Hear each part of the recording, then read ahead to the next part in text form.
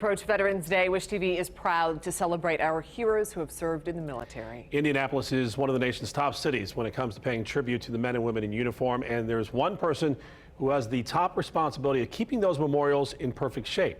News 8's Richard Essex has his story. Retired J. Stewart Goodwin can tell a good story, and the story he loves to tell most of all, those of Hoosier veterans. Goodwin is also the keeper of all Hoosier veteran stories as the executive director of the Indiana War Memorial Museum. The fact that no city has more acreage honoring veterans than Indianapolis, Indiana. And the reason for that is that we take care of 25 acres and multiple monuments downtown. And then there's Crown Hill Cemetery that operates 27 acres, has 4,000 veterans' graves that range from the Civil War to Vietnam, with one Revolutionary War grave, which I think is really interesting. As the executive director of the museum, he's also the keeper of the Hoosier veteran psyche.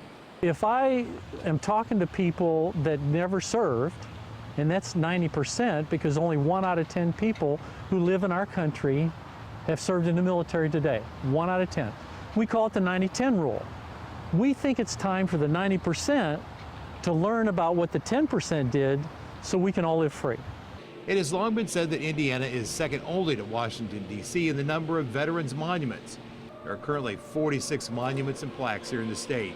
Goodwin believes he knows the reason why. We ran the numbers on each one of those, and continuously what happened was that Hoosiers served in disproportionately higher numbers than almost every other state based on population.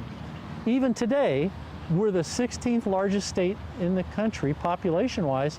We have the 4th largest National Guard, not the 16th. And when you look at deployment numbers, Hoosiers are always real close to the top.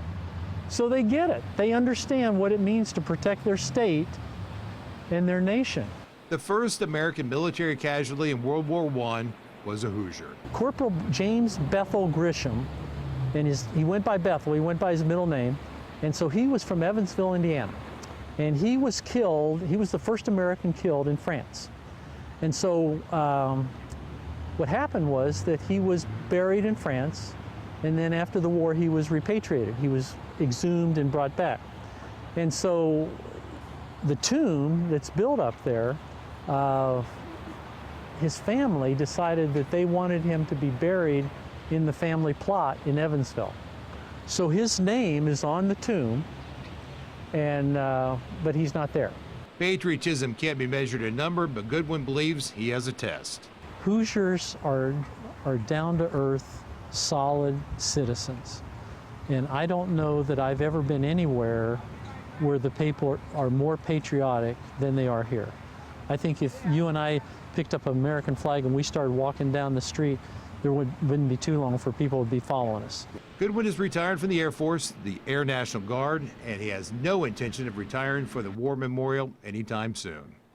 In Indianapolis, Richard Essex, Wish TV, News 8.